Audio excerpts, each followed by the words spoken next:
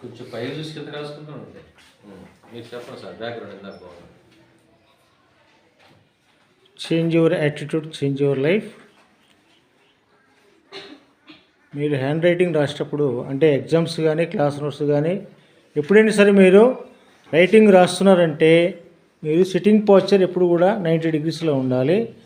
Pen మాత్రం 1.5 inch పైన చూపుడు వేలు బొటన వేలుతోనే పట్టుకొని మిడిల్ ఫింగర్ మీద ఉండాలి. అలాగే ప్రెజర్ నార్మల్గా తీసుకోవాలి. ఎప్పుడైతే మీరు టిప్ దగ్గర పట్టుకుంటారో 3 వేలు టచ్ అవుతాయి, అప్పుడు ఎక్కువ ప్రెజర్ ఎక్కువైతుంది, పేపర్ మీద అచ్చుపడుతుంది అక్షరాలు రాస్తే.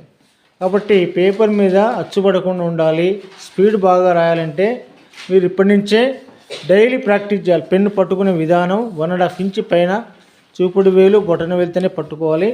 మిడిల్ ఫింగర్ మీద బేస్ అయి ఉండాలి. ఎప్పుడైతే అలా పట్టుకుంటారో మీ యొక్క ప్రెజర్ నార్మల్ అయిపోద్ది. చాలా స్పీడ్గా రాసినా కూడా అక్షరాలు చాలా బాగుంటాయి అన్నమాట. కాబట్టి హ్యాండ్ రైటింగ్ టోటల్గా మీకు ఫస్ట్ టిప్స్ చాలా ఇంట్రెస్ట్గా ఫాలో అవుతేనే మీకు హ్యాండ్ రైటింగ్లో మార్పు వచ్చేస్తుంది. మీరు కరెక్ట్గా కూర్చోకుండా చాలామంది పిల్లలు కాళ్ళు పైకి ఫోల్డ్ చేసి వెనక్కి బ్యాక్ బెండ్ అయ్యి లేదా ముందుకు బెండ్ అయ్యో రాస్తూ ఉన్నారు. దానివల్ల హ్యాండ్ రైటింగ్ చెడిపోతుంది. కాబట్టి మీరు ప్రెజర్ విషయంలో జాగ్రత్తగా ఉండాలి. అలాగే పెన్ను కూడా కరెక్ట్గా పట్టుకొని ప్రాక్టీస్ చేయాలి. అలాగే ఇక్కడ మనం చెప్పుకున్న విధంగా అక్షరాలు జోన్స్ కానీ స్లాంట్ కానీ స్పేసింగ్ కానీ సైజ్ కానీ స్పీడ్ కానీ అలాగే ప్రెజర్ బేస్ లైన్ ఇవన్నీ గ్రాఫాలజీ బేసిక్స్ అన్నమాట. ఇవి బాగా ఉండాలంటే ప్రాక్టీస్ చేయాలి. ప్రాక్టీస్ చేస్తేనే అవన్నీ వస్తాయి అన్నమాట. అలాగే ఇప్పుడు మనం జోన్స్ వైజ్గా క్యాపిటల్ లెటర్స్ స్మాల్ లెటర్స్ రాసుకోవడం జరిగింది. వీటిని మనం ఒక 21 days 21 minutes డైలీ ప్రాక్టీస్ చేయాల్సి వస్తుంది.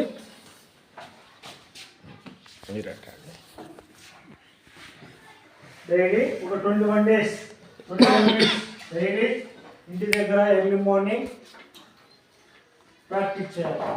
లేదంటే స్కూల్లో కుదరదు, ఎందుకంటే మీకు క్లాస్ వర్క్ ఉంటాయి కాబట్టి ఇంటి దగ్గర డైలీ ప్రాక్టీస్ చేయండి. పిల్లలు ఇక్కడ ఎప్పుడైతే ఈ జోన్స్ బాగా రాయడం వస్తాయో అప్పుడు వర్డ్స్ కానీ సెంటెన్స్ కానీ చాలా బాగా రాయడం వస్తుంది. అలాగే మీకు తెలుగు కూడా చాలా అందంగా రాయాలి, ఎందుకంటే మన మాతృభాష తెలుగు కాబట్టి దేశ భాషలందు తెలుగు లేదు, దేనికన్నా తీయనేది తెలుగు భాష. కాబట్టి మన మాతృభాష కూడా మనం బాగా రాయాలంటే ఇంగ్లీష్ మాదిరి దాన్ని కూడా మనం ప్రాక్టీస్ చేయాల్సినటువంటి క్లాసులు అవసరం ఉంది. అది మన సార్ గారికి చెప్పాను. అది మీరుంటే నెక్స్ట్